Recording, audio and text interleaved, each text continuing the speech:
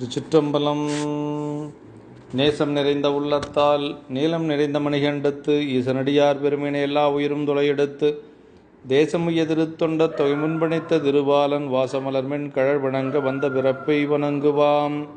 தில்லை வாழந்தனரே முதலாக சீர்படைத்த தொல்லையதாம் திருத்தொண்ட தொகையடியார் பதம் போற்றி ஒல்லை அவர் புராணக்கதை உலகறிய பிரித்துரைத்த செல்வமொழி குன்றத்தூர் செக்கிழாரடி போற்றி. எழுதரு மறைகள் தேரா இறைவனை எல்லில் கங்குல் பொழிதரு காலத்தென்றும் பூசனை விடாது செய்து தொழுதகை தலைமீதேறத் துளும்பு கண்ணீரில் மூழ்கி அழுதடி அடைந்த அன்பரடியவர்க்கு அடிமை செய்வாம். எல்லாம் வல்ல பெருமான் அருள்தரும் பன்னார் மொழி அமர் திரு நனாவுடையாருடைய திருவடிகளை வணங்கி எம்பெருமான் நம்பி ஆரூருடைய பொன்னார் திருவடி தாமரைகளை மனமொழி மெய்களாலை வணங்கி எம்பெருமக்கள் நாயன்மாருடைய பொன்னார் திருவடி தாமர்களை முக்கர்ணங்களாலே வணங்கி உரையாசிரியர் சிவகவனியாவுடைய திருவடியிலே நீல இணைந்து அடியனுடைய ஞானாசிரியர் பெருந்தகையார் விஜயமங்கல சொக்கலிங்க ஐயாவுடைய திருவடிகளை முக்கரணங்களாலே வணங்கி அமைகின்றேன். அன்பார்ந்த சிவனைய செல்வர்களே, இன்று ஆனி மாதம் மக நட்சத்திரம் எம்பெருமான் மணிவாசக பெருந்தகையாருடைய குருபூசை திருநாள். அன்பர் பெருமக்களே, எம்பெருமான் மணிவாசக பெருந்தகை அவருடைய காலத்தை நம்முடைய அருளாளர்கள் ஆராய்ச்சியாளர்கள் யாரோ அறுதியிட்டு சொல்ல முடியாத ஒரு சூழல். பாடல் அமைப்பை வைத்து கொண்டு 3ஆம் நூற்றாண்டாக இருக்கலாம் என்றும் ஒரு சாரார் 8ஆம் நூற்றாண்டாக இருக்கலாம் என்றும் சொல்லுவது ஒரு வழக்காக இருந்து வருகிறது. அந்த வகையிலே நம்முடைய வாதவூர் அடிகள் பாண்டி நாட்டிலே வைகை ஆற்றங்கரையிலே திருமாதவூர் என்ற ஒரு தலத்திலே அவதரித்த ஒரு அந்தணர் குலத்தை சார்ந்த பெருமகனார். அவர் அரிமர்த்தன பாண்டியனிடத்திலே அவர் மந்திரியாக இருந்து அவருடைய அறிவாற்றலை கண்டு வியந்த அரசர் அவருக்கு முதலமைச்சர் பதவியை கொடுத்து தென்னவன் பிரம்மராயன் என்று சொல்லக்கூடிய அந்த ஒரு பட்டத்தையும் கொடுத்து அவர் நல்ல முறையிலே அரசு பணியை செய்து கொண்டு வருகின்ற பொழுது அவருக்கு அரசு பணியில் ஒரு உவர்ப்பு ஏற்படுகிறது. இறைவனுடைய திருவருள் வியாபகத்திலே அவருக்கு ஒரு எண்ணம் வருகின்ற பொழுது அவர் குருநாதரை தேடி அவர் அங்குமிங்குமாக அலைந்து கொண்டு குருநாதருடைய திருவடியை வணங்குவதிலே குருநாதரை தேடுவதிலே வேட்கையோடு அவர் இருந்து கொண்டிருக்கிற பொழுது அவர் அதற்கு பிறகு அவர் குதிரை வாங்குவதற்காக செல்லுகின்றார். அதற்கு பிறகு அந்த திருப்பெருந்துறையிலே அவர் செல்லுகின்ற பொழுது அங்கே இறைவன் குருந்த மரத்தடியிலே அடியார் பெருமக்களுக்கு உபதேசம் செய்து கொண்டிருக்கின்ற பொழுது இவரும் சென்று அங்கு வணங்குகின்றார். இவரை ஆட்கொண்ட பெருமான் இவருக்கு நயன தீட்சை என்று சொல்லக்கூடிய பார்வையால் தீட்சை செய்து அதை பரிசை தீட்சை என்று சொல்லக்கூடிய அந்த தன்னுடைய திருக்கரங்களாலே அவரை தொட்டும் திருவடி தீட்சை என்று சொல்லக்கூடிய திருவடியை கொடுத்தும் அவருக்கு ஆட்கொண்டு அவர் அதற்கு பிறகு அரசு பணிகளை எல்லாம் மறந்து ஆலயத்திலே அங்கு திருப்பெருந்துறையிலே திருப்பணி செய்து பல காலம் அங்கே அவர் வீற்றிருக்கிறார். அதற்கு பிறகு அவருடைய திருச்சரிதங்கள் எல்லாம் நாம் வருடம் சிந்திப்பது தான் என்று சொல்லி இப்படி திருப்பெருந்துறையிலே இறைவனால் ஆட்கொள்ளப்பட்ட மணிவாசக பெருந்தகை பிறகு அவர் அடியார்களோடு அங்கு இருந்து கொண்டிருக்கின்ற பொழுது இறைவன் அடியார்கள் எல்லாம் இருந்த அடியவர்களை எல்லாம் கையிலை அழைத்து கொண்டு செல்லுகிறார். அந்த ஒரு குலத்திலே இருக்கக்கூடிய அந்த குலத்திலே ஒரு சோதி பிழம்பு தோன்றும். அதிலே புகுந்த எல்லோரும் வந்துவிடலாம் என்று சொல்ல இவர் மட்டும் நீ மட்டும் இருக்க வேண்டும் என்று சொல்லி அவரை உத்தரகோசம் அங்கே செல்ல வேண்டும் என்று சொல்லி இறைவன் பணிக்க அவர் அங்கு சென்று அட்டமா சித்திகளை எல்லாம் அடைந்து அவர் மிக வருத்தம் உறுகிறார். அடியார்களை பிரிந்து விட்டோமே, ஆட்கொண்ட பெருமானையும் பிரிந்து விட்டோம் என்று சொல்லி அவர் மிகவும் வருத்தப்பட்டு செல்லுகின்ற பொழுது அவருக்கு உத்தரகோசம் மங்கையில் அட்டமா சித்தி கிடைக்கிறது. பெருமான் தில்லையம்பதி வர வேண்டும் என்று சொல்லி அவருக்கு அழைப்பு கொடுத்து அவர் தில்லையம்பதி சென்று அங்கு தில்லையம்பதியிலே பெருமானுடைய திருவடி பேர் அடைவது என்றுதான் நமக்கு மணிவாசக பெருமானுடைய சரித சுருக்கம். மணிவாசக பெருமானுடைய சரித சுருக்கத்தை எப்பொழுதும் நாம் சிந்தித்து கொண்டிருப்பதனாலே நாம் அந்த நூலை பற்றி கொஞ்சம் சிந்தித்து அதற்கு பிறகு மணிவாசருடைய எண்ணப்பதிகம் என்று சொல்லக்கூடிய ஒரு திருப்பதிகம் அவர் தன்னுடைய எண்ணத்தை பதிவு செய்திருப்பது இந்த திருப்பதிகத்திலே பதிவு செய்திருக்கிறார். அந்த எண்ணப்பதிகத்தை நாம் இன்று திருவருளாலே பெரியவர்களுடைய உரையின் மூலமாக சிந்திக்கலாம் என்று சொல்லி ஒரு திருவருட் கருணை இருக்கின்றது என்று சொல்லி இந்த நூலை பற்றி சொல்லுகின்ற பொழுது நம்முடைய தேசிகர் ஐயா அவர்கள், தண்டபாணி தேசிகர் ஐயா அவர்கள், அதாவது இதய தாமரையில் இறையொளி விளங்குகின்ற போது சுரக்கின்ற இன்பத்தேன் அருட்கவிதை, அந்த அருட்கவிதைகள் அடியார்களுக்கு எப்பொழுதும் சுரப்பதில்லை அப்படின்னு சொல்றாருங்க. அதாவது இந்த இதய தாமரையிலே இறைவனுடைய திருவொளி விளங்குகின்ற பொழுது சுரக்கக்கூடிய ஒரு இன்பத்தேன் தான் இந்த ஞான கவிதைகள், அருட்கவிதைகள் என்று சொல்லுகிறார். அது எப்பொழுதும் வருவதில்லை என்று சொல்லி அவரே அருளுகின்றார். பெரிய புராணத்தில் காரைக்கால் அம்மையார் அற்புத திருவந்தாதி அருளுகின்ற பொழுது சேக்கிழார் பெருமான் அருளுவார். என்ன சொல்றார்னா, உற்பவித்து எழுந்த ஞானத்து ஒருமையில் உமைகோன் தன்னை அற்புத திருவந்தாதி அப்பொழுது அருளி செய்தார் என்று சொல்லுவார். அதாவது எப்போ அம்மா அற்புத திருவந்தாதி அருளினார்கள் என்று சொன்னால், உற்பவித்து எழுந்த ஞானத்து ஒருமையில் அப்படிங்கிற, அப்படி ஊறி திளைத்த ஞான ஒருமையிலே பெருமானை அற்புத திருவந்தாதி பாடினார். இதே போலத்தான் ஞான சம்பந்த பெருமான், நாவுக்கரசர் போன்ற சுந்தரமூர்த்தி சாமிகள் போன்ற பெருமக்களும் நமக்கு அந்த திருமுறைகளை கொடுத்த நிலை அந்த பசுபோதம் நீங்கி பதிஞானத்திலே இருந்து நமக்கு அருளியதுதான் நம்முடைய தெய்வ திருமுறைகள் என்று சொல்லி பெரியோர்கள் நமக்கு அருள்வார்கள். இப்படி இந்த திருவாசகம் என்று சொல்லக்கூடிய அந்த சொல்லிலே திரு என்று சொல்லுவது இறைவனுடைய திருவருள், வாசகம் என்று சொல்லுவது வாக்கு. அது திருவருள் உள்ளின்று உணர்த்த வசுகரணங்கள் எல்லாம் பதிகரணமாகி, அதாவது தன் செயல் அற்று தான் அற்றவின் நாதன் தன் செயலான இறைவனுடைய செயலான நிலையில் விளைந்த வாக்குகளே இந்த திருவாசகம் என்பது என்று சொல்லி, திருவாசகம் பாடிய நிலை தன் நிலை அற்று இறைவனுடைய அந்த திருவருள் ஞாபகத்திலே இருந்து செய்தது என்று சொல்லி, அது நின்மலாவத்தியிலே இருந்து பாடியது என்று சொல்லி பெரியவர்கள் சொல்லுவார்கள். அப்படி அந்த பதிஞானத்தில் இருந்து பாடியது தான் நமக்கு இந்த திருவாசகம் என்று சொல்லக்கூடியது. திரு என்று சொல்லுவது பிறவி துன்பம் அகன்று எய்த பெறுவதாகி வீடு பேற்றை சொல்லுவது. வாசகம் என்று சொல்லுவது குருமணியனுடைய உபதேசம் மறைபயின்ற வாசகமாகிய திருவைந்தெழுத்து. வாசகம் என்று சொல்லுவது பொதுவாக வாசகம் என்று சொல்லுவது திருவைந்தெழுத்து. ஆகவே திருவாசகம் என்பது குருமணியனுடைய உபதேச வார்த்தையில் முக்தி அருள்வதாகிய அந்த திருவைந்தெழுத்தும் அதன் பொருளாய சிவமும் என்பதுதான் அதற்கு பொருள். இப்போ திருவாசகம் என்று சொல்லக்கூடிய இந்த திரு என்பது நம்முடைய பேராசிரியர் வையாபுரியார் அவர்கள் உரை சொல்லுகின்ற பொழுது, திரு என்பது முதலிலே நூலுக்கு அடைமொழியா இல்லை அந்த வாசகத்திற்கு அடைமொழியா என்று சொல்லுகின்ற பொழுது, அதாவது திரு என்பது முதலில் எழுத்துக்கு ஒவ்வொரு எழுத்துக்கும் அடைமொழியாகி, ஒவ்வொரு சொல்லுக்கு அடைமொழியாகி, ஒவ்வொரு வாக்கியத்திற்கு அடைமொழியாகி, அதுவே ஒரு நூலுக்கும் அடைமொழியாக இருப்பது திரு என்று சொல்லுவது என்று சொல்லி இந்த நூலை பற்றி சொல்லுகின்ற பொழுது இந்த ஒரு சிறப்பை திரு என்று சொல்லக்கூடிய அடைமொழியானது இந்த நூலுக்கு ஒவ்வொரு எழுத்துக்கும் ஒவ்வொரு வாசகத்துக்கும் இது அடைமொழி என்று சொல்லி நம்முடைய பேராசிரியர் அவர்கள் அருளுவார். பொன்னும் மெய்ப்பொருளும் தருவானை போகவும் திருவும் உணர்ப்பானை என்று சொல்லி நமக்கு சுந்தரமூர்த்தி சாமிகள் பாடுவது போல அந்த திரு என்று சொல்லுவது இறைவனுடைய அந்த திருவருள் என்று சொல்லுகிறார். இந்த திருவாசகத்தை பற்றி சொல்லுகின்ற பொழுது இது இந்த நூலையே வைத்து பூசை செய்யலாம், சிவபூசை செய்ய முடியவில்லை என்று சொல்லுகிறவர்கள் திருவாசக வைத்து எப்பொழுது தினசரி எப்படி சிவபூசை செய்கிறோமோ அதே மாதிரி திருவாசக பூசை என்றே ஒரு பூசை உண்டு. இது நம்ம சைவ மரபிலே செய்யக்கூடிய ஒரு பூசை என்று சொல்லுகிறார்கள். அதே போல திருவாசகம் ஒரு அருள் நூல், அது ஒரு அனுபவ நூல். ஒவ்வொரு சொல்லும் பழுத்த மனத்து அடியவரின் பண்பட்ட உள்ளத்திலிருந்து அந்த சிவபோத முதிர்ச்சியினாலே வெளிப்பட்டது என்று சொல்லி நமக்கு பெரியவர்கள் அருளுகின்றார்கள். அப்படி இந்த திருவாசகம் அவ்வளவு ஒரு அருள் நூல், அனுபவ நூலாக இருக்கின்ற காரணத்தினாலே பெரியவர்கள் சிலர் இந்த நூலுக்கு உரை எழுதுவதையே மறுத்திருக்கிறார்கள். ஆனாலும் பெரியவர்களுடைய அந்த மணிவாசக பெருமானை சொல்லிய பாட்டின் பொருளுணர்ந்து சொல்லுவார் என்று சொல்லுகின்ற காரணத்தினாலே எப்படியாவது அவரவர்கள் அனுபவத்துக்கு ஏற்ற ஒரு உரையாவது செய்ய வேண்டும் என்று சொல்லி நம்முடைய அருளாளர்கள் அங்கங்கு உரை செய்திருக்கிறார்கள்.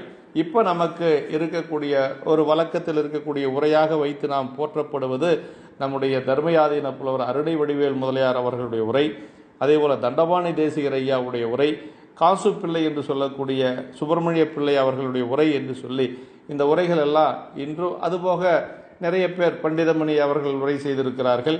இப்படி நிறைய பேராசிரியர்கள் முருகேச முதலியார் உரை செய்திருக்கிறார். இப்படி பல புலவர்கள் உரை செய்திருக்கிறார்கள்.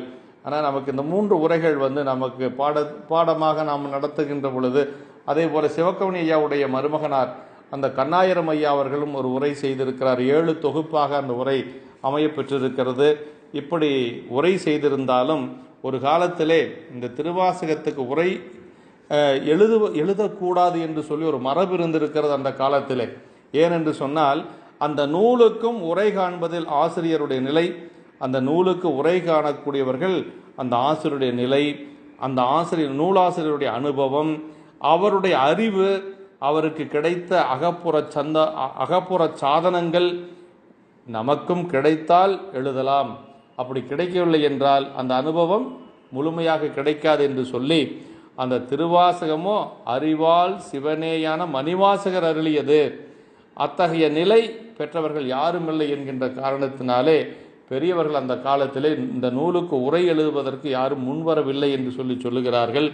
அப்படி இருந்தாலும் கூட சொல்லிய பாட்டின் பொருளுணர்ந்து சொல்லுவார் என்று மணிவாசக பெருமானை அருளி இருக்கின்ற காரணத்தினாலே நமக்கு பெரியவர்கள் உரை செய்திருக்கிறார்கள். இப்படி அந்த ஒரு ஆணை அவரவருடைய தவத்திற்கு ஏற்ற ஒரு அருள் அனுபவம் கிடைக்கும். அந்த அனுபவத்துக்கு ஏற்ப பொருளை உணர்ந்து நம்முடைய அருளாளர்கள் நமக்கு உரை எழுதியிருக்கிறார்கள். அதாவது ஒரு சின்ன ஒரு வரலாற்று சம்பவம் சொல்லுவார்கள். மகாவித்வான் மீனாட்சி சுந்தரம் பிள்ளை அவர்களிடத்திலே தலைமாணாக்கராக இருந்தவர் தியாகராஜ செட்டியார் என்று சொல்லி ஒரு பெரியவர்.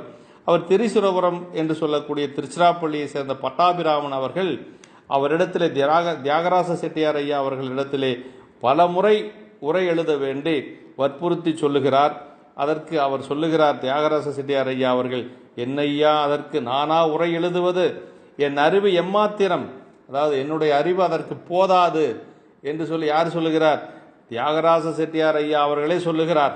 என்னுடைய அறிவு எம்மாத்திரம், வேதம், ஆகமம், உபனிஷதம், புராணங்கள், சாத்திரம், இதிகாசம் எல்லாம் தெரிந்தால் அல்லவோ உரை எழுத முடியும். பாருங்க, திருவாசகத்துக்கு உரை எழுதணும்னா என்னென்னவெல்லாம் செய்யணும்? வேதம், ஆகமம், உபநிடதம், புராணங்கள், சாத்திரங்கள், இதிகாசங்கள் எல்லாம் தெரிஞ்சிருக்கணும். அப்போ திருவாசகத்தில் அத்தனையும் அடங்க பெற்றிருக்கிறது. இனியும் என்னை இந்த திருவாசகம் உரை எழுத அவர்கள் காவிரி கரையில் சென்று கொண்டிருக்கிறார்கள்.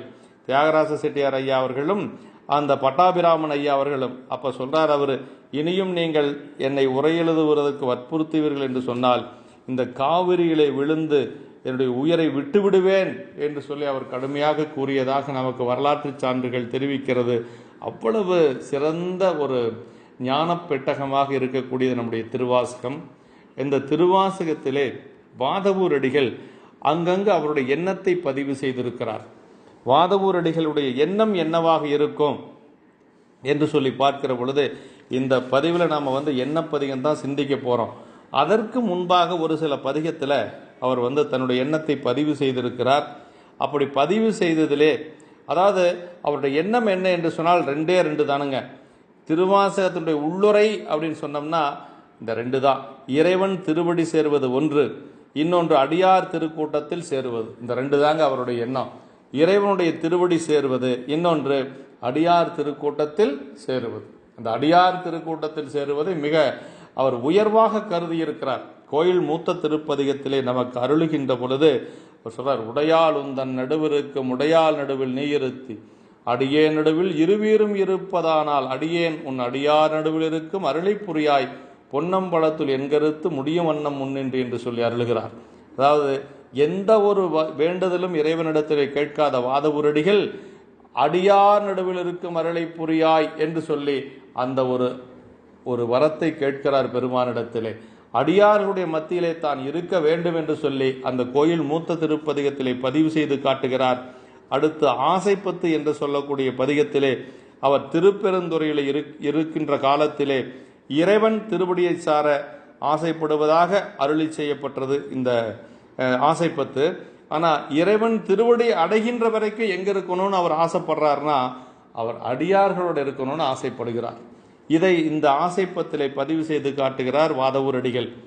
செடியாராக்கை திறமர வீசி சிவபுர நகர்வுக்கு கடியார் சோதி கண்டு கொண்டன் கண்ணினை களிகூற படிதானில்லா பரம்பரனே உன் பழ அடியார் கூட்டம் அடியேன் காண ஆசைப்பட்டேன் கண்டாயம்மானே.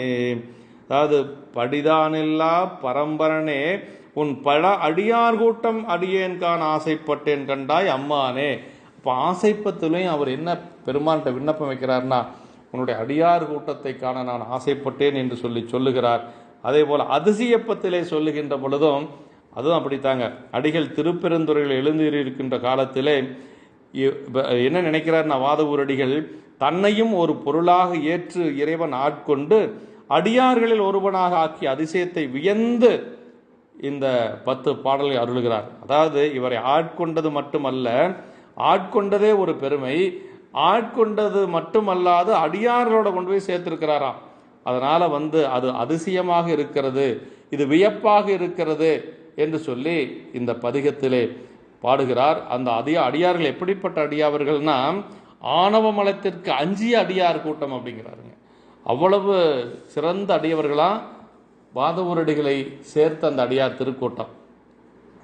எண்ணிலேன் திருநாம மஞ்செழுத்தும் என் ஏழமை அதனாலே, ஏழமைனா அறியாமை, நன்னிலேன் கலை ஞானிகள் தம்மொடு நல்வினை நயவாதே மண்ணிலே பிறந்து மன்னாவதற்கு ஒருப்படுகின்றேனை அண்ணல் ஆண்டுதன் அடியரில் கூட்டிய அதிசயம் கண்டாமே. சொல்றார் பாருங்க, எண்ணிலேன் திருநாமம் மஞ்செழுத்தும் என் ஏழமை அதனால், என்னுடைய அறியாமையின் காரணமாக நான் என்னுடைய திருநாமம் 5 எழுத்தை என்னால் அறிய முடியவில்லை பெருமானே. எண்ணிலேன், என்னால் அந்த திருநாமத்தை சொல்ல முடியவில்லை, அறிய முடியவில்லை பெருமானே. நன்னிலேன் கலைஞானிகள் தம்மோடு நல்வினை, எனக்கு நல்வினை இல்லாத காரணத்தினாலே நான் ஞானிகளோடு நான் இருந்து இணக்கமாக இருக்க முடியவில்லை பெருமானே. நான் எப்படி இருக்கிறேன்னா, மண்ணிலே பிறந்து மண்ணாவதற்கு ஒருபடி நான் பிறந்து மீண்டும் இறந்து, மண்ணிலே பிறந்து மண்ணிலே இறந்து நான் இப்படியே போக்கிக் கொண்டிருக்கிறேன். அப்படி இருக்கக்கூடிய என்னை பெருமானே ஆண்டுதன் ஆண்டு அண்ணல் ஆண்டுதன் அடியரில் கூட்டிய அதிசயம் கண்டாமே. பெருமானே, நீங்கள் என்னை ஆட்கொண்டதே ஒரு பெரும் பேரு. நீங்கள் ஆட்கொண்டது மட்டுமல்லாது அதைவிட ஒரு என்ன செஞ்சிருக்கிறீங்கன்னா, அடியார் கூட்டத்தில் கூட்டியது அதிசயமாக இருக்கிறது என்று சொல்லி அவர் அதிசயப்பத்திலையும் அது அண்ணல் ஆண்டுதன் அடியரில் கூட்டிய அதிசயம் கண்டாமே என்று சொல்லி போற்றுகின்றார். இப்படி கோயில் மூத்த திருப்பதிகத்திலும் சரி, அடியார் திருக்கூட்டத்தில் இருக்கக்கூடிய அருளை வேண்டும் என்று சொல்லி கேட்கிறார். ஆசைப்பத்திலே சொல்லுகின்ற பொழுது அவர் பல அடியார் கூட்டம் அடியேன்கான ஆசைப்பட்டேன் கண்டாய் அம்மானை என்று சொல்லி போற்றுகிறார். அதே போல நம்முடைய வாதவூரடிகள் ஆசைப்பத்து அதிசயப்பத்திலே சொல்லுகின்ற பொழுது அண்ணல் ஆண்டுதன் அடியரில் கூட்டி அதிசயம் கண்டாம் என்று சொல்லி அடியாரோடு கொண்டு போய் அடியனை சேர்த்தது ஒரு அதிசயமாக இருக்கிறது என்று சொல்லி அருளுகின்றார். இப்படி வாதவூரடிகளுடைய ஒரு எண்ணம் முழுக்க அடியார்களுடனே இருந்திருக்கிறது, அடியார் திருக்கூட்டத்தோடு இருந்திருக்கிறது என்று சொல்லி நாம் இதன் மூலம் அறிய முடிகிறது என்று சொல்லி, எண்ணப்பதிகத்திலே ஒரு நூலாசிரியர் எப்பொழுதும் தன்னுடைய எண்ணத்தை ஏதாவது ஒரு இடத்திலே பதிவு செய்து காட்டுவார். நம்முடைய வாதவூரடிகள் இந்த எண்ணப்பதிகத்திலே தன்னுடைய எண்ணத்தை முழுமையாக பதிவு செய்து காட்டுகிறார். அதில் பார்க்கலாம். இப்போ வாதவூரடிகள் இறைவனுடைய ஆணையன் மன்னம் தில்லையிலே எழுந்தருளி இருக்கிறார். அப்படி தில்லையிலே எழுந்தருளி இருக்கக்கூடிய வாதவூரடிகள் திருவருள் பெற்று திருவடிக்கண் என்றும் நீங்காத அன்பு உண்டு ஒளியாத இன்பத்துறைதலே தன் எண்ணம் என்று விண்ணப்பிக்கின்றார். அதாவது திருவருள் பெற்று இறைவனுடைய திருவடியிலே அன்பு உண்டு, எப்பொழுதும் அதை விட்டு ஒழியாது அந்த இன்பத்துறையிலே தம் எண்ணம் என்றும் விண்ணப்பம் செய்கின்றார் வாதவூரடிகள். அதாவது இது என்ன சொல்ற, அடிகள் இந்த பதிகத்தில் ஒளியா இன்பத்தால் என்றும் உவகையுடன் இருப்பதே எண்ணம் என எதிர்கால லட்சியத்தை விண்ணப்பிப்பதால் இந்த பதிகத்துக்கு பேர் எண்ணப்பதிகம் என்று பெயர் பெற்றது. அதாவது ஒளியா இன்பத்தால் என்றும் உவகையுடன் இருப்பதே எண்ணம்.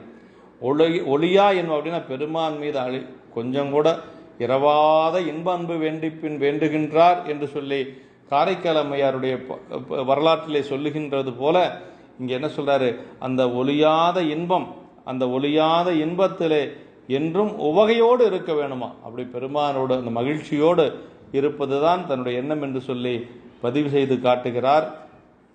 திருவாசக உட்கிடை என்னும் பழைய குறிப்பு அப்படின்னு என்ன பதிகங்கிறதுக்கு என்ன சொல்றாருன்னா, ஒளியா இன்பத்து உவகை அப்படின்னு சொல்லி சொல்றாரு.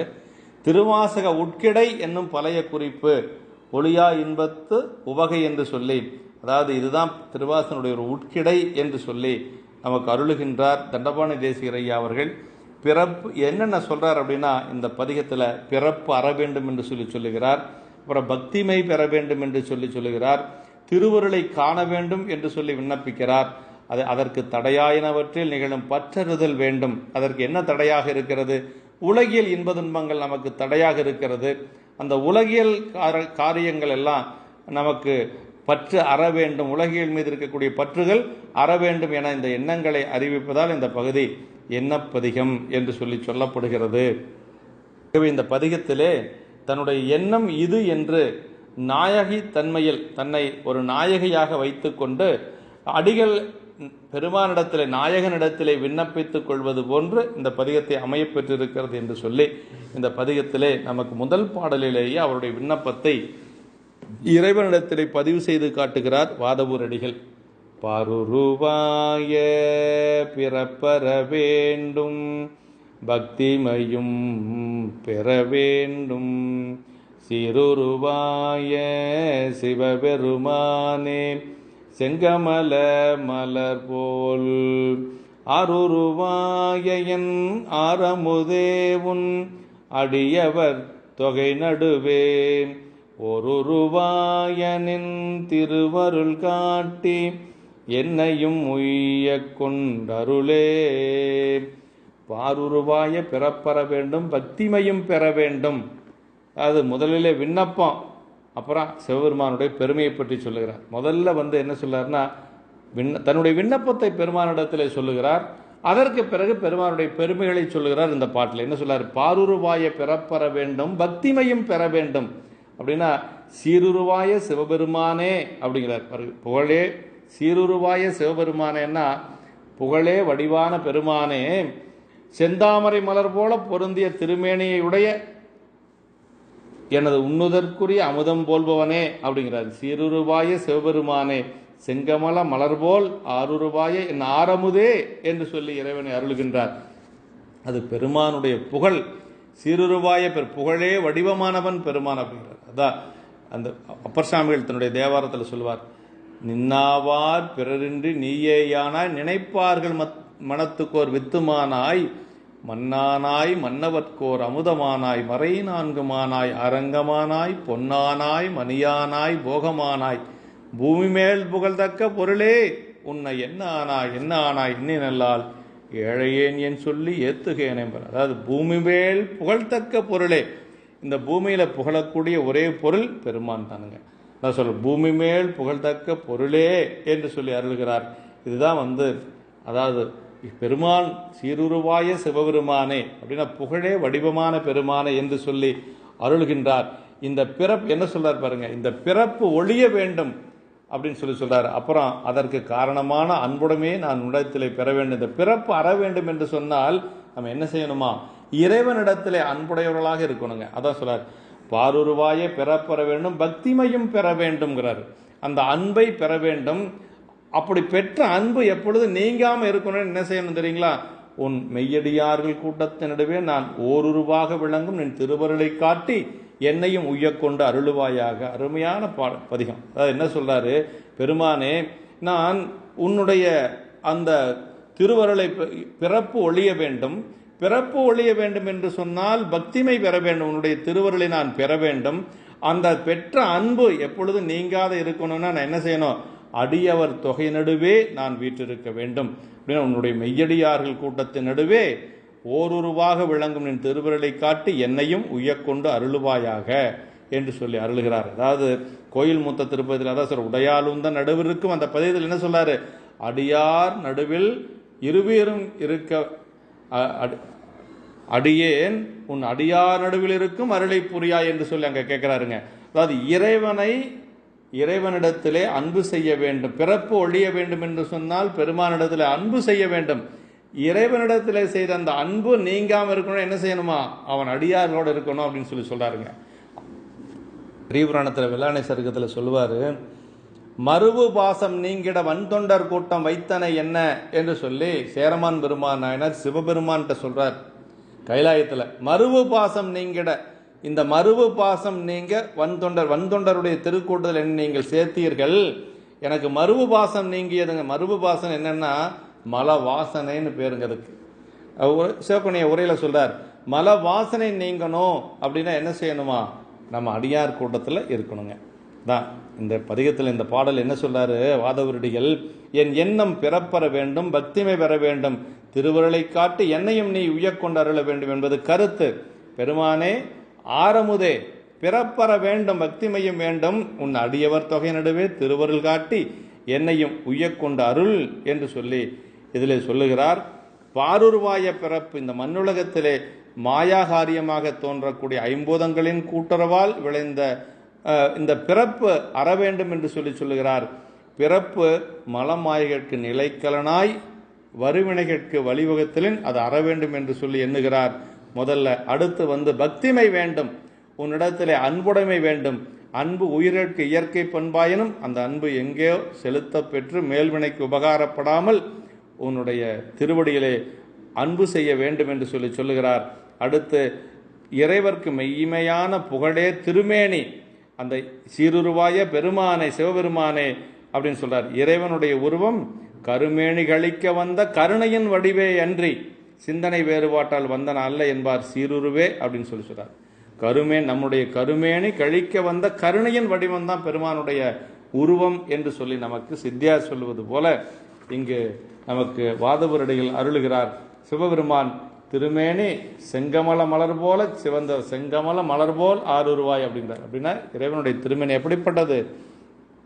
செந்தாமரை காடனையமேனி தனிச்சுடரே இரண்டு மிழி தனியனேற்கு என்று சொல்லி நமக்கு வாதவருடிகள் சொல்றார். அப்ப சிவந்த தாமரை போன்ற திருமேனியுடையவன் பெருமான் என்று சொல்லி இதுல சொல்லுகிறார். இந்த பாடல என்ன சொல்றாரு? திருவருள் வியாபகமாக அடியார் கூட்டம். எப்படிங்க? திருவருள் வியாபகமாக அடியார் கூட்டம், அதிலே அடங்கி இருக்கக்கூடிய வியாபியமாய் அடங்கி இருப்பது இந்த நம்முடைய ஒரு நிலை என்று சொல்லி அந்த வியாபகத்தில் நாம் போய் அந்த அடியார் தொகை என்று சொல்லக்கூடிய வியாபகத்தில் வியாபியமாக அடங்கிய ஒரு பொருளாக நான் அங்கு இருக்க வேண்டும், இருந்து பணி செய்ய வேண்டும் என்று சொல்லி இறைவனிடத்தில் விண்ணப்பம் வைக்கிறார் நம்முடைய வாதவூரடிகள். உரிய நல்லேன் உனக்கடிமை உன்னை பிரிந்துங்கொரு பொழுதும் தரியேனாயேன் இன்னதென்றறியேன் சங்கரா கருணையினால் பெரியோனொருவன் கண்டுகொள் என்றுன் பெய்கழல் அடி காட்டி பிரியேனென்றருளிய அருளும் பொய்யோ எங்கள் பெருமானே. சங்கரா எங்கள் பெருமானே, குருநாதனாக எழுந்தருளிய பெரியோன் ஒருவன், குருநாதராக எழுந்தருளிய ஒரு பெரியவர் ஒருவன், தம்பி இதனை நீ கண்டுகொள் என்று உன்னுடைய வீரக்கடலணிந்த திருவடிகளை காட்டி உன்னை விட்டு பிரியேன் என்று பலகாலம் சொல்லி அருளும் பொய்தானோ? உன்னை விட்டு பிரிய மாட்டேன் என்று சொல்லியது பொய்தானோ? அதை சொல்றாரு. உரியேன் அல்லேன் உனக்கடிமைங்க. அப்படின்னா உனக்கு அடிமையாவதற்கு உரியேன் அல்லேன் ஆயினும், ஏன்னா உனக்கு அடிமையாகக்கூடிய அளவுக்கு எனக்கு தகுதி இல்லை என்று சொன்னாலும், ஆனா உன்னை விட்டு பிரிந்து இங்கு ஒருபோதும் தங்க மாட்டேன் அப்படிங்கிற, உன்னை பிரிந்து இங்கு ஒருபொழுதும் தரியேன் ஆயேன் அப்படிங்கிற, அப்படின்னு உன்னை பிரிந்து நான் இங்கு ஒருபொழுதும் தங்க மாட்டேன். நான் இந்த நிலை எய்தியதற்கு காரணம் இன்னதென்று அறியேன் அப்படிங்கிறார். அறியேன் சங்கரா கருணையினால்.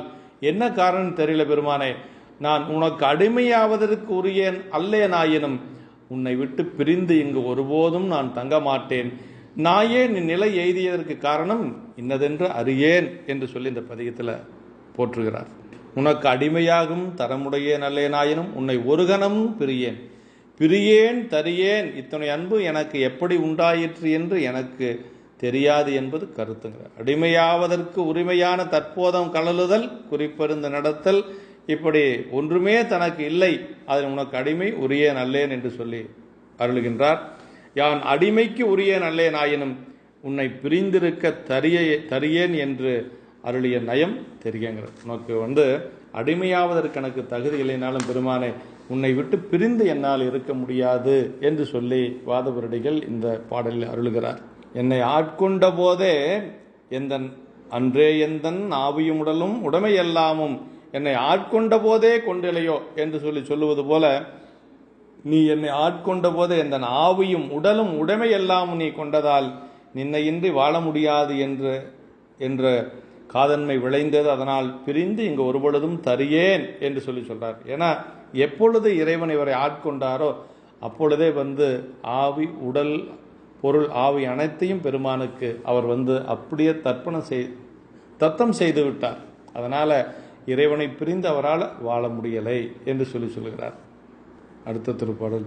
என்பேயுருகன நின்னருள் அளித்துன் இணை மலரடி காட்டி முன்பே என்னை ஆண்டு கொண்ட முனிவா முனிவர் முழு முதலே இன்பே அருளி எனையுருக்கி உயிருண்கின்ற எம்மானே நண்பே அருளா என்னுயிர் நாதா நின் அருள் நானாமே.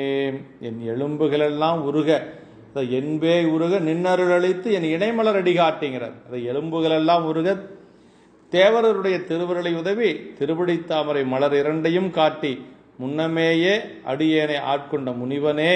என்னுடைய திருவடி எப்படிப்பட்ட பெருமான் திருவடி, தாமரை மலர் போன்ற இரண்டு திருவடிகளையும் காட்டி முன்னமேயே அடியேனை ஆட்கொண்ட முனிவனே, முனிவர்கள் அனைவருக்கும் முதல்வனே அப்படிங்கிறார். முன்பே என்னை ஆண்டு கொண்ட முனிவா, முனிவர் முழு முதலே. பாருங்க, முனிவர்களுக்கெல்லாம் முதலாக இருக்கக்கூடியவன் பெருமான்.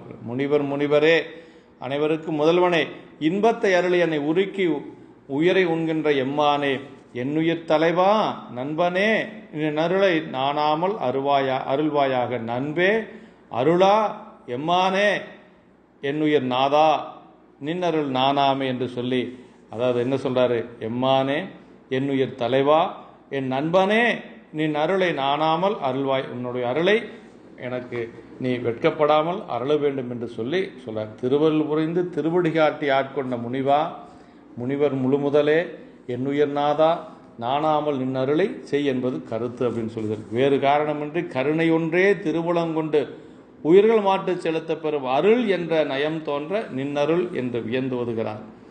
எலும்பொன்றிற்கும் கரையாத உறுதியானது உணர்வற்றது அப்படின்னு சொல்றார். மனம் கல்லா மனத்து கடைப்பட்ட நாயேனை வல்லா தென்னன் பெருந்துரையான் பீட்சியேற்றி கல்லை பிசைந்து கனியாக்கி கருணை வெள்ளத்தழுத்தி வினைகடிந்த வேதியனை தில்லை நகர்வுக்கு சிற்றம்பலம் என்னும் ஒல்லை விடையானை பாடுதுங்கான் அம்மானா என்று சொல்லி மணிவாசக பெருமான் அந்த பதிகத்தில் அருளுகிறார். என் நெஞ்சத்தடத்து அலரும் தன்மையுடையது என்பார் திருவடிகளை மலராக. அது நெஞ்சிலே மலரக்கூடியது இறைவனுடைய திருவடி. அதான் மலர் சிலம்படி வாழ்த்தி வணங்குவாம். மலரக்கூடிய சிலம்படி, மலர்த்தக்கூடிய சிலம்படி. பெருமானுடைய திருவடி எங்க மலரும்? அன்புடைய நெஞ்சத்திலே மலரும். அதான் என் நெஞ்சத்தடத்து அலரும் தன்மையுடையது என்பார் திருவடிகளை மலராக உயமைத்தார். அதான் சொல்றார்.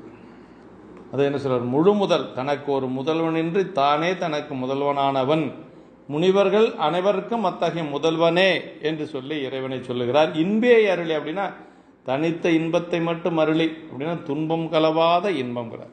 என பேரருள் வியாபகம் என்று சொல்லுகிறார். இன்பே அருளி எனையுருக்கி என்றமையால் ஒளியாய் இன்பத்து வகையும் நின்னருள் அருளாய் என்றமையால் எண்ணமும் தோன்ற நேற்றல் காண்க என்று சொல்லி சொல்றார். அடுத்த திருப்பாட்டு. பத்திலனேனும் பணிந்திலனேனும் உயர்ந்த பைங்கழல் சுழல் காண, பத்திலனேனும் பணிந்திலனேனும் உயர்ந்த பைங்குழல் காண, பித்திலனேனும் பிதற்றிலனேனும் பிறப்பருப்பாயம் பெருமானே, முத்தனையானே மணியனையானே முதல்வனே முறையோ என்று எத்தனையேனும் யான் தொடர்ந்துன்னை இனி பிரிந்தாற்றேனே. என் பெருமானே, முத்தை ஒத்தவனே, மாணிக்கமணியை ஒத்தவன். பெருமானை விழிக்கிறார், முத்தே மாணிக்கமே என்று சொல்லி, முதல்வனே என்று சொல்றார். அந்த மாணிக்கமணியை ஒத்தவனே, முதல்வனே, யான் உன்பால் பற்றிலேன் ஆயினும் உன்னை வணங்கிலேன் ஆயினும் யாவற்றினும் உயர்ந்த உனது பசிய திருவடியை காணுதற்குரிய பித்து இல்லேன் ஆயினும் பித்தால் தொடர்பின்றி பேசும் பிதற்று உரையிலேன் ஆயினும் எத்தன்மையேனாயினும் இனிமேல் முறையோ என்று உன்னை தொடர்ந்தன்றி பிரிந்திருக்க ஆற்றேன் ஆயினேன். ஆகையால் என் பிறவியை அறுப்பாயாக. அப்ப இதுல பிறவி அறுக்க வேண்டும் அப்படிங்கிற அந்த ஒரு விண்ணப்பத்தை பெருமானிடத்தில் வைக்கிறாருங்க. பிறவியை அறுக்க வேண்டும் அப்படிங்கிறத சொல்றார். எத்தனையேனும் யான் தொடர்ந்து உன்னை இனி பிறந்து பிரிந்து ஆற்றேனே அப்படின்னு சொல்றார். அப்ப என் பெருமானே, அடியேன் தன்னை நோக்காது என் பிறவி அறுத்து எப்போதும் உன்னுடன் இருக்க பணி அப்படின்னு சொல்றார். அதான் இந்த பதிகத்தில் சொல்ற பாட்டில் பித்திலனேனும் பிதற்றிலனேனும் பிறப்பறுப்பாயம் பெருமானே, என்னுடைய பிறப்பை நீ அறுக்க வேண்டும் பெருமானே என்று சொல்லி இறைவனிடத்திலே பற்று பித்து மனத்தின் செயல், பணிதல் மெய்யின் செயல், பிதற்றுதல் வாக்கின் செயலாகவே முக்கரணங்களாலும் உன் பணிபுரிய நாயினும், அதாவது சொல்ற பித்திலனேயினும் பற்றிலேனாயினும் மனத்தின், அதாவது மனத்தினுடைய செயல் இல்லைனாலும் சரி, அதாவது பணிதல் என்று சொல்லுவது மெய்யனுடைய செயல், பிதற்றுதல் என்று சொல்லுவது வாக்கினுடைய செயல், திரிகரணங்களாலும் உன் பணிபுரிய நாயினும் என்னை நீ ஆட்கொள்ள வேண்டும் என்று சொல்லி இறைவனிடத்திலே சொல்லுகிறார். அதாவது அந்த திருவடியை காட்டிலும் உயர்ந்தது இல்லை என்பார். இப்படி உறுதியா எது என்னிடத்திலே அன்பில்லைனாலும் சரி பெருமானே, நான் உன்னை புகழ்ந்து பேசவில்லை என்று சொன்னாலும் பெருமானே, உன்னுடைய திருவடியை நான் வணங்கவில்லை என்று சொன்னாலும் பெருமானே, நீ என்னை உன்னுடைய திருவடி எனக்கு வேண்டும் என்று சொல்லி அப்படியே பெருமானை நினைத்து அப்படியே அரற்றுகின்றார் வாதவரடிகள். என்னுடைய பிறவியை மட்டும் நீ அறுக்க வேண்டும். அப்படின்னா இவருக்கு அன்பு இருந்தது, மனத்திலே பெருமான் இருந்தார், எல்லாம் செய்தார். ஆனால் இதில் சொல்லுவது தன்னுடைய அந்த நிலையை அப்படி அவர் வாதவரடிகள் பெருமானிடத்திலே பதிவு செய்கிறார். இந்த பாடலை சொல்றார். காணுமதொலிந்தேன் நிந்திரு பாதம் கண்டுகண் கலிகோர பெணுமதொலிந்தேன் பிதற்று மதொலிந்தேன் பின்னையும் பெருமானே தானுவே அழிந்தேன் நின்னினைந்துருகும் தன்மையன் புன்மைகளால் காணுமதொழிந்தேன் நீயினி வரினும் காணவும் நானுவனே. பெருமானே, என்னுடைய நிலை எப்படி இருக்கிறது என்று சொன்னால், என் பெருமானே தானுவே நின் திருவடிகளை காண்பதை விட்டேன். பெருமானை இவர் என்ன இதெல்லாம் செய்து கொண்டிருந்தவர் தான், ஆனால் அவர் அப்படி அரற்றுகிறார் பெருமானிடத்திலே. நான் உன் திருவடிகளை காண்பதை விட்டேன், அவற்றை கண்டு என் கண்கள் களிப்பு மிக வணங்குவதை விட்டேன், அவற்றை பற்றி ஆனந்த பரவசத்தால் பிதற்றுவதை விட்டேன், என் இளிதகமையால் நின்னையே தியானித்து மனமுருகும் தன்மைகளை காண்பதை விட்டேன். ஆதலால் நான் அழிந்தே போனேன். பெருமானே, நான் அழிந்தே போனேன். பேணுவது ஒளிந்தேன், பிதற்றுவது ஒளிந்தேன், பின்னையும் பெருமானை தானுவே அழிந்தேன் அப்படின்னு சொல்றார். நான் அழிந்தே போனேன். இனி நீயே என் முன்னர் வரினும் நீ இனி வரினும் காணவும் நானுவனே அப்படின்னா, நீயே என்னுடைய முன்னாடி நின்னாலும், எனக்கு அருள் செய்வதற்காக நின்றாலும் கூட பெருமானை உன்னை காண நான் வெட்கப்படுவேன். அப்படின்னா பெருமானை பிரிந்து பெருமானிடத்தில் அன்பு செய்யாது அவனை பிதற்றுவதை விட்டு ஒரு பொழுதும் மனம் இருக்கக்கூடாது அப்படிங்கிறது இந்த பாட்டில் நமக்கு எதிர்மறையாக நமக்கு சொல்லுகிறார் வாதவரடிகள். பெருமானை நின் திருவடிகளை காணவும் வணங்கவும் பிதற்றவும் விட்டேன், ஆதலால் அழிந்தேன், நீயே வழி என் முன் வரினும் உன்னை காண நான் நாணுவேன் என்பது இதனுடைய கருத்து என்று சொல்லுகிறார்.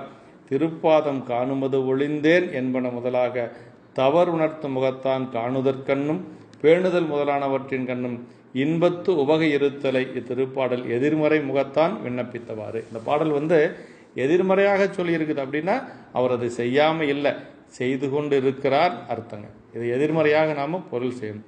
ஆமாறுன் திருவடிக்கே அகங்குலையேன் அன்புருகேன் பூமாலை புனைந்தேத்தேன் புகழ்ந்துரையேன் புத்தேலியர் கோமானின் திருக்கோயில் தூகேன் மெழுகேன் கூத்தாடேன் சாமாரே விரைகின்றேன் சதுராலை சார்வனேன்னா அதை அவர் செய்யாமல் இல்லை. செய்து கொண்டிருந்தவர் தான். ஆனால் அப்படி உலகத்தின் மீது ஏற்றி சொல்லுகின்ற பொழுது எதிர்மறையாக சொல்லுவது அது ஆசிரியருடைய ஒரு மரபாக வைத்து போற்றப்படுவது. அப்போ இப்போ திருவடியை நினைக்கல, திருவடியை பாடலை, திருவடியை போற்றி செய்யலை அப்படின்னா அதெல்லாம் செய்யாமல் இருந்தாங்கன்னு அர்த்தம் அல்ல. ஆனால் செய்து கொண்டிருந்தவர்கள் இன்னும் செம்மையாக செய்யணும்னு அவங்க மனசு இன்னும் கொஞ்சம் பெருமானுடைய அந்த வியாபகத்தில் பெருமானிடத்தில் அன்பு செய்வதிலும், பெருமானுக்கு தொண்டு செய்வதிலும், பெருமானை போற்றி பாடுவதிலும் இன்னும் நிறைய அந்த செய்யணும் அப்படின்னு சொல்லி அவருடைய மனம் ஈடுபடுகிறது. பார்த்திரு நீற்றம் பரமனை பரங்கருணை பரமனை பரங்கருணையோடும் எதிர்ந்து தோற்றிமையடியார்க்கு அருட்துறை அளிக்கும் சோதியை நீதியிலேன் போற்றி என் அமுதே என நினைந்தேத்தி புகழ்ந்தலை தளரியன் உள்ளே ஆற்றுவனாக உடையவனே என்னை ஆவ என்றருளாயே. அப்படின்னா பால்போலும் வெளியே திருநீற்றை அணிந்தேன் எம் பரமனும் மேலான கருணையுள்ளத்தோடும் தாமே எதிர்வந்து தோன்றி மெய்யடியார்களுக்கு திருவருளாகிய துறை அளிக்கும் சோதியுமாகிய பெருமானை என்ன சொல்ல பாருங்க. பார்த்திரு நீற்றியம் பரமனை, பெருமான் எப்படிப்பட்டவனா திருமேனி நீரணிந்த திருமேனி பூசுவது வெந்நீர் புண்பதுவும் பொங்கரவும் பேசுவதும் திருவாயால் மறைபோலும் காணேடி மணிவாசக பெருமான் சொல்றார். மெய்யை முற்றப்பொடி பூசியோர் நம்பி நமக்கு சுந்தரமூர்த்தி சாமிகள் தேவாரத்தில். அப்போ இறைவன் எப்படிப்பட்டவன்னா திருநீர் பூசியவன், பால் போலும் வெளிய நீற்றை அணிந்த பரமனும் மேலான பரங்கருணையோடும் எதிர்ந்துங்கிறார். அப்படி மேலான கருணை உள்ளத்தோடும் தாமே எதிர்வந்து தோன்றி அவன் என்ன செய்வானா பெருமான் தோற்றி மெய்யடியார்களுக்கு அருட்துறை அளிக்கும் சோதியை அப்படிங்கிறார். அப்ப பெருமான் திருநீற்றை அணிந்து கொண்டு கருணையுள்ளத்தோடு தாமே எதிர்வந்து தோன்றி மெய்யடியார்களுக்கு திருவருளையாகிய துறை அளிக்கும் சோதியாகிய பெருமான்கள். அடியார்களுக்கு அவன் என்ன செய்வானா திருவருளையாகிய துறையை திருவருட்துறையே பூக்கார் அப்படின்னு சொல்லி திருவருட்துறை வெண்ணெய்நல்லூரில் இருக்கக்கூடிய ஆலயத்துக்கு பேரு திருவருட்துறை. பெருமான் அந்த திருவருள் செய்வானா, தானே எதிர்வந்து அடியார்களுக்கு திருவருள் செய்வான். அந்த பெருமானை நீதியற்ற யான் என் அமுதே உடையவனே என தியானித்து துதித்து போற்றி புகழ்ந்து கூவியழைத்து ஓ என்று அலறி எனக்குள்ளேயே ஆறி இருப்பவனாக ஆகுக என்று அருள் புரிவாயாக என்று சொல்லி சொன்னாருங்க. அதாவது போற்றி என் அமுதே என நினைந்து ஏத்தி புகழ்ந்து அழைத்து அலறி என் உள்ளே ஆற்றுவனாக உடையவனே என்னை ஆவ என்று அருளாயே. என்னை உடையவனே உன்னை போற்றி புகழ்ந்து ஏத்தி அலறி ஆறுதல் பெற்றிருப்பவனாக அருள் செய்து என்பது கருத்துங்கிறார். அதாவது எதிர்ந்து தோன்றுகிறார் அப்படின்னா அடியார்கள் தேடி செல்லாது அவர்களுக்கு எதிரே தாம் தோற்றி அப்படின்னு சொல்லி சொல்றார். பிறவிக்கடலில் விழுந்து வருந்துவார்க்கு அருள்துறை போல்வது ஆதலின் அருட்துறை என்று சொல்லி சொல்லுகிறார். பெருமான் எப்பொழுதும் அடியார்களுக்கு அவன் வழிய பெருமான் அருள் செய்வாருங்க. விழியேந்திய நெற்றியினார் தம் தொண்டர் வருத்தம் தீர்ப்பாராய் காவும் குளமும் முன் சமைத்து காட்டி வலிவோம் கருத்தினால் மேவும் திருநீற்று அந்தனராய் நாவினுக்கு மன்னர் எதிரே நன்னி இருந்தார் விண்ணின் மேல் தாவும் புல்லும் ஏனமும் காண்பறியவர்தாம் என்று சொல்லி சேக்கிழ பெருமான் நாவுக்கரசு பெருமானுக்கு திருப்பைஞ்சீலியில் இறைவன் தாமாகவே ஒரு நீரு பூசிய கோலத்தோடு அவருக்கு திருமுது கொடுத்ததை நமக்கு பெரிய புராணத்தில் பதிவு செய்து காட்டுகிறார். நாவுக்கரசு பெருமான் சாப்பாடு வேணும்ல இறைவனை கேட்கல, அவரே வழிய அருள் செய்தார். அப்படின்னா நாவுக்கரசு பெருமான் அந்த மாதிரி ஒரு மெய்யடியாராக பெருமானுடைய திருவடியை வணங்கக்கூடிய இறைவனுடைய திருவடியில் அன்புடைய ஒரு மெய்த்தொண்டராக இருந்தார். அதாவது விழியேந்திய நெற்றியினார் தம் தொண்டர் வருத்தம் தீர்ப்பாராய் என்று சொல்லி சேக்கிழா பெருமான் அருளுகிறார். இப்படி எதிர்ந்து தோன்றி அப்படின்னு அடியார்கள் தேடி செல்லாது தாமே எதிர்வந்து தோன்றி சுந்தரமூர்த்தி சாமிகளுக்கு திரு குருகாவூர் வெள்ளடையிலும் பொதிசோறு கொடுக்கிறார். திரு கச்சூரில் இறந்து கொண்டு கொடுக்கிறார். இப்படி இறைவன் தாமே அந்த அடியாருடைய துன்பத்தை துடைப்பது நம்ம பல இடங்களில் பார்க்குறோம். இந்த திருப்பாட்டில் இறைவனை சோதியாகவும் அமுதாகவும் அனுபவித்த இன்பத்தொகை இடையீடுபடாமை ஆற்றுவனாக அருளாய் என எண்ணத்தை விண்ணப்பித்தலால் பதிக தலைப்பிற்கும் அதன் விளக்கத்திற்கும் இயை உடைத்தல் ஆதலறிக அப்படின்னு சொல்றாருங்க. அதாவது இங்கனம் 6 திருப்பாடலானும் ஓருருவாய திருவருளை காட்ட வேண்டி தலைவன் பெருமையனையும், அதாவது இந்த பாட்டில் 6 பாடல் பாடியிருக்கிறார் இந்த பதிகத்தில்.